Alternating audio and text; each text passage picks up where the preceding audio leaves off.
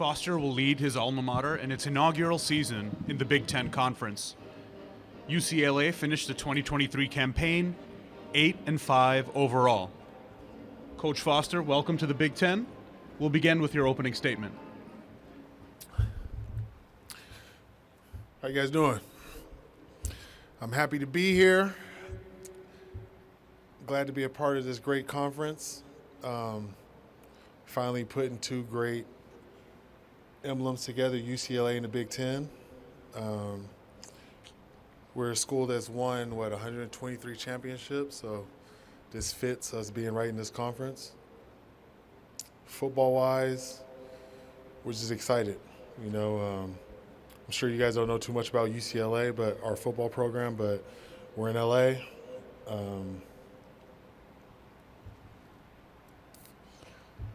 It's us and USC.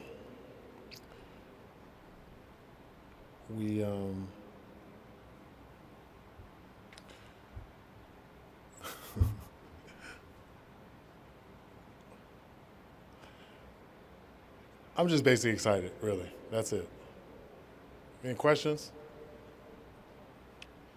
In the second row, Coach, on your right side. Got him.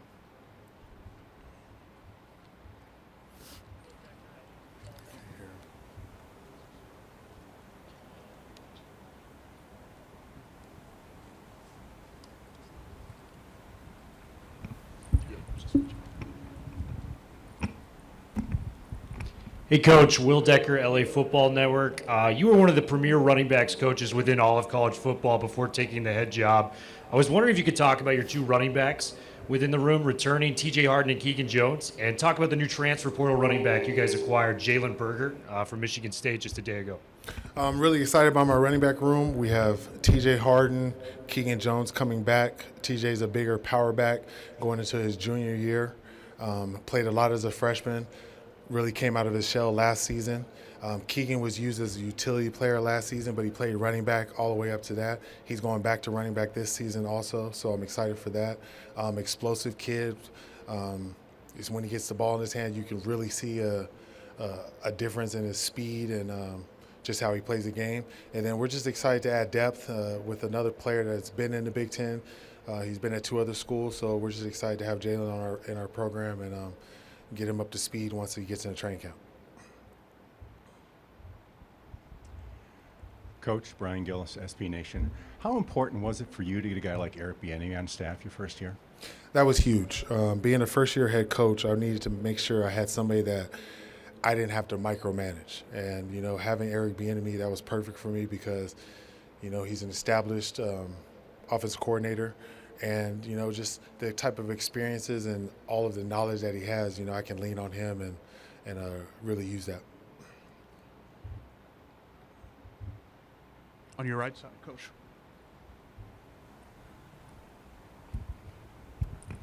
Kenneth Berry, touchdowns and tangents. Coach, how does it feel? Obviously, UCLA, one of the biggest institutions in the country, and one of the few black head coaches around the country. How does that feel, being from LA and holding down that legacy? And how do you feel like this team has kind of forged its identity under you, since that bowl game win and everything that's happened since? The players they've responded to me pretty well. I didn't have too many guys hit the portal. I think I had 3. They're taking on the challenges. They're doing what you would want players to do, with a first-time head coach. And then just me being a black head coach in LA, I'm just excited, especially just being at my alma mater, as a coach. And, you really don't know if those things are possible or obtainable, just being a player. So, I'm just glad that, I'm blessed to be in this position, and I'm excited. Coach Adam Rittenberg with ESPN. How much are you guys devoting to preparing for the travel schedule? Hawaii, a couple East Coast trips. You got LSU. I don't know if there's a schedule you had in the NFL that was like that, or have you seen something like that at the college level? Yeah, the NFL you travel, so it's the same thing. But The first two that you said, LSU and Hawaii, we won't be in school for those 2 games, so those aren't too bad with the travel. But Penn State and Rutgers will be during the school year. But, it's part of the game. If you want to play big-time ball, you're going to have to travel. You're going to have to go to new stadiums and hostile environments. So I think we're looking forward to that.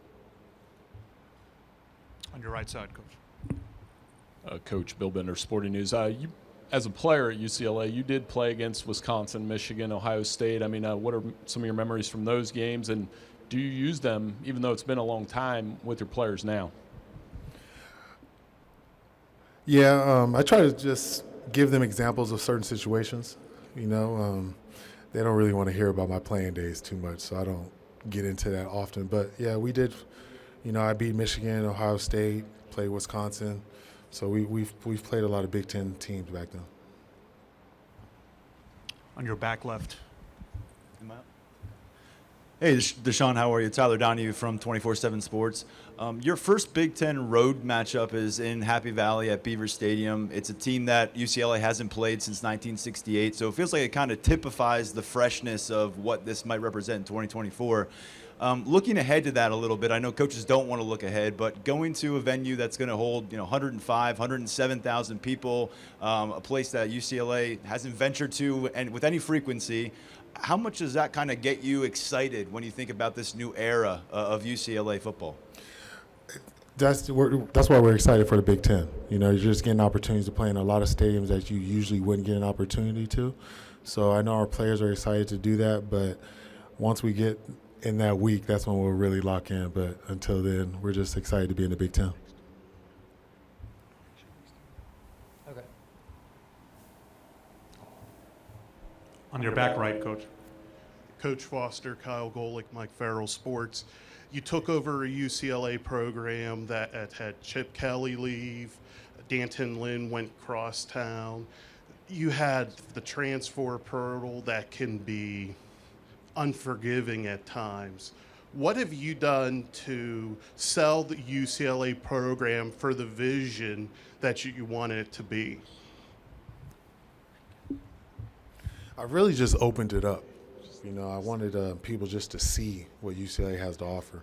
I'm not really a car salesman, so it was more of just come out here and see what we're about, see if you can feel the energy and see if you want to be a part of that.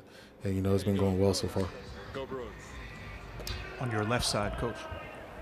Coach Yogi Roth, Big Ten Network. I'm curious, philosophy as a head coach, what is it? You can enlighten us a little bit on the ideology of your program with you now leading it. So 3 things that you will see with my football team is discipline, respect, and enthusiasm. Those are my pillars. And no matter what, you should be able to see that. Win, lose, or draw. You see my guys in the classroom, you should see that. You see them in the dorms, you should see that. Anywhere, you should be able to see discipline, respect, and enthusiasm out of my football players. And, I think if we do that and able to present that every game, the outcome will come out in our favor.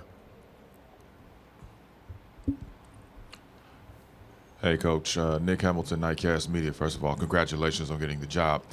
How important was it for you to instill a culture?